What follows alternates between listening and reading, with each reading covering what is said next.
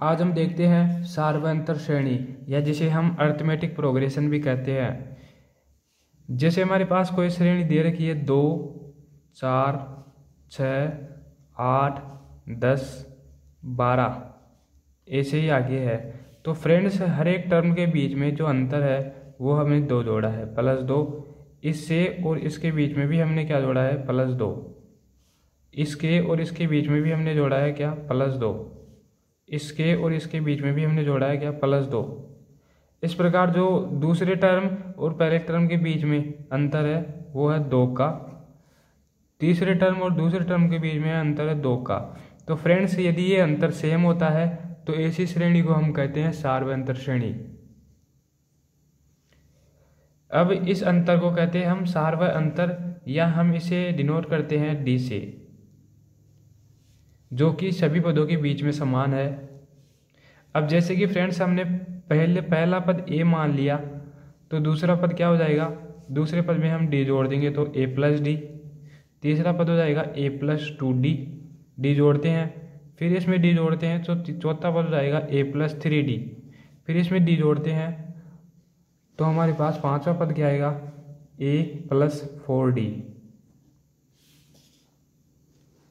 अब हम देखते हैं कि ये जो हमारे पास पहला पद है वो A है, जो दूसरा पद है उसमें केवल और केवल 1D हो रहा है, जो तीसरा पद है उसमें 2D हो रहा है, और जो चौथा पद है उसमें 3D हो रहा है, और जो पांचवा पद है उसमें क्या आ रहा है 4D हो रहा है। जो पांचवा पद है उसमें 4D हो रहा है। इस प्रकार हर एक पद में जितने नंबर का पद है उससे एक कम हो रहा है। तो ऐसे ही फ्रेंड्स हमारे पास nवां पद क्या होगा, nवां पद हो जाएगा A+n-1D। ये हमारे पास हो जाएगा nवां पद जिसे हम डिनोट करते हैं an से। ये हो जाएगा पांचवा पद मतलब A5, ये हो जाएगा A4,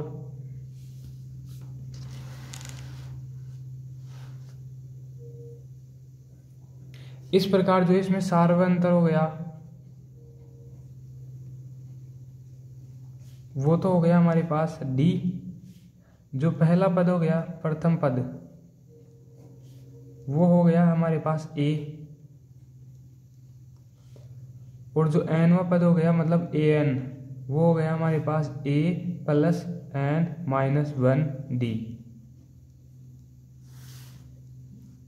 अब इस सार्वंतर श्रेणी का यदि हमें योग निकालना हो, मतलब सारे पदों का जो योग है वो हमें निकालना हो, वो क्या आएगा फ्रेंड्स।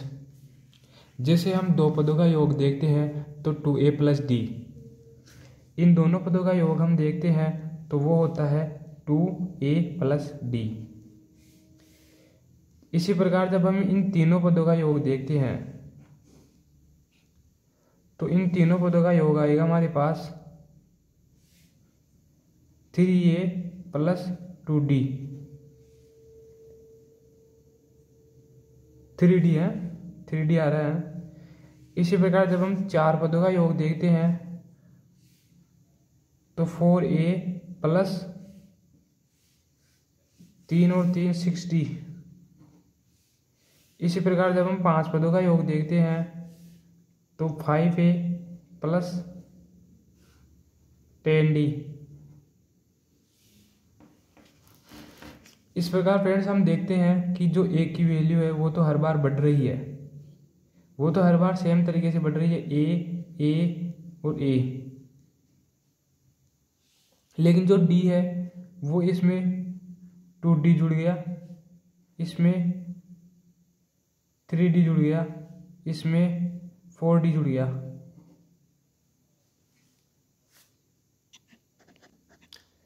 इस प्रकार फ्रेंड्स जो 2 पदों के लिए 2A हो गया, 3 पदों के लिए 3A हो गया, 4 पदों के लिए 4A हो गया और 5 पदों के लिए 5A हो गया। तो इसी प्रकार जो n पदों के लिए हो जाएगा क्या फ्रेंड्स Na, और प्लस 2 पदों के लिए 1D हो रहा है, मतलब D के टर्म में आ रहा है 2 पदों के लिए, और 3 पदों के लिए भी D के टर्म में आ रहा है, 4 पदों के लिए भी D के टर्म में आ रहा है, और 5 पदों के लिए भी D के टर्म में आ रहा है, मतलब D तो मल्टीप्लाई हो रहा है। तो प्लस D को हमने मल्टीप्लाई में रख लिया। अब हम देखते हैं कि 2 पदों के लिए जो D के मल्टीप्लाई में आया है 1, 3 पदों के लिए D के मल्टीप्लाई में आया 3, 4 पदों के लिए डी के मल्टीप्लाई में आया 6। तो हम फ्रेंड्स जो एक पद है तो इसके लिए हम देखते हैं कि n माइनस 1/2 ये किसके बराबर हो रहा है। यदि हमने 2 पदों के लिए देखा है ना तो n की वैल्यू 2 हो गई, तो इसमें 2 रखते हैं तो 2 माइनस 1 2/2, 2 से 2 कैंसिल, हमारे पास कितना बच गया, 2 बच गया केवल। सॉरी फ्रेंड्स, जैसे इस फॉर्मूले में रखते हैं n माइनस 1/2 में, तो हमारे पास जो n की वैल्यू है 2 है, तो 2 माइनस 1/2, तो हम देखते हैं कि 2 मल्टीप्लाई 1/2, 2 से 2 कैंसिल, ये 1 हो गया जो कि डी के मल्टीप्लाई में चल रहा है। इसी प्रकार हम दूसरा जो देखते हैं इसके अंदर, यहाँ हो गया फ्रेंड्स डी के मल्टीप्लाई में 3, तो और ये है 3 पदों का योगफल।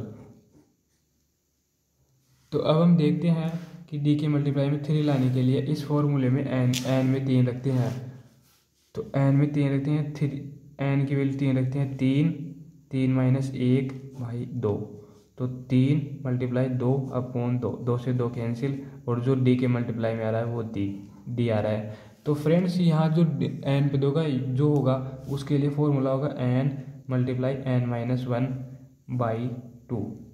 इस प्रकार जो ये यूनिवर्सल फॉर्मूला हो गया फ्रेंड्स।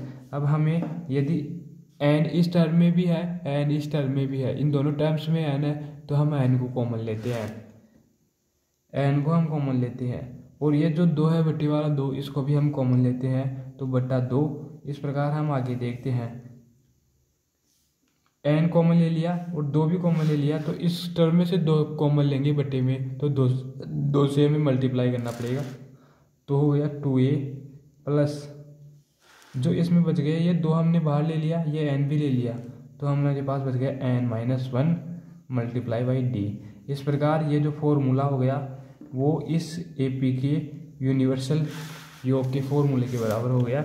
इस प्रकार जो nवां पद हमारे पास हो गया an बराबर a plus n minus 1d, और जो Sn हो गया टोटल योग हो गया वो हो गया n/2 कोष्टक 2a plus n minus 1 multiply by D.